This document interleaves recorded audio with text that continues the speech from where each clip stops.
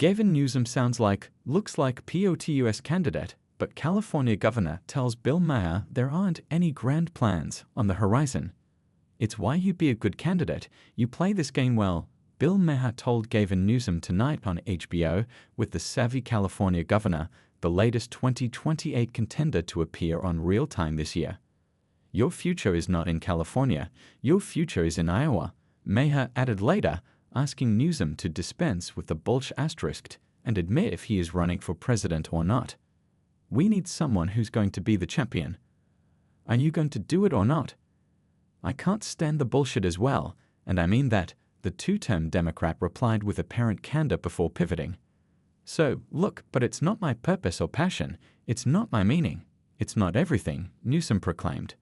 Newsom then pivoted again to make asking the question a case of missing the point. I deeply respect the question, but I don't have any grand plans with respect to that, the increasingly single-minded governor told Maher.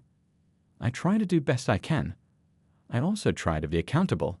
By the way, you want things to change, you got to change. And that's what the podcast is about. That's my recognition of why we're weak, and I've got to call balls and strikes. Summary. I'm running for president, but I've got a lot of rebranding to do before I make it official. You look great, you always do, Maher gushed to the handsome Newsom from the drop of their interview.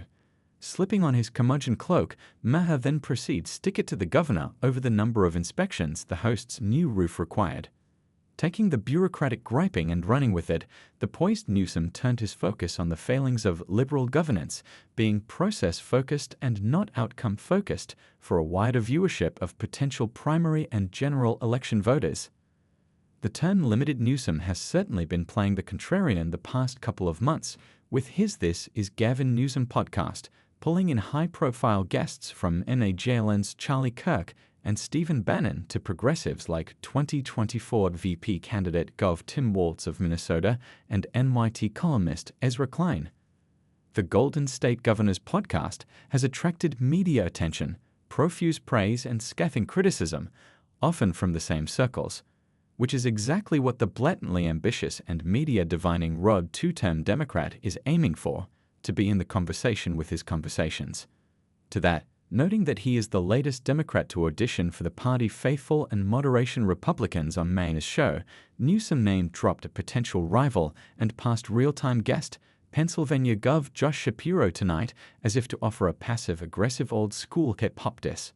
More to the point, offering Maher some love for his upcoming Kid Rock orchestrated D.C. visit with Trump, Newsom tuned up the volume on his newish chorus that Democrats need to be rooted in the real world in the Trump 2.0 era.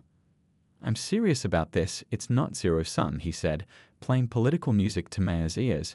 We're not winning right now. He won by 2.3 million votes. We lost the House and the Senate, and we're in a panic. I get it for good reasons. This guy's not screwing around, but we need to own our mistakes. We need to own what's wrong with our party.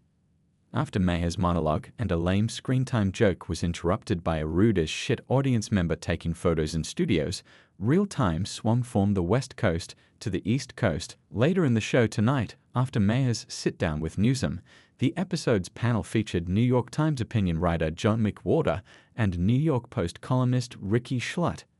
At the top of the show, Maher ripped the idiots on the national security team for their extremely ill-considerate, moronic move to discussing a military attack earlier this month on the Houthis plugging up shipping lanes in the Middle East.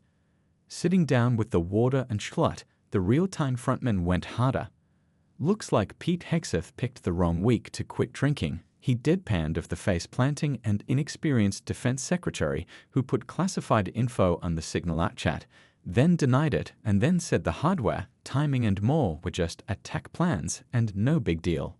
No wonder Maher at the end of the show went after Trump, his sycophantic cabinet, and the MAGA crowd for threatening our former closest ally Canada and openly talking about a third term.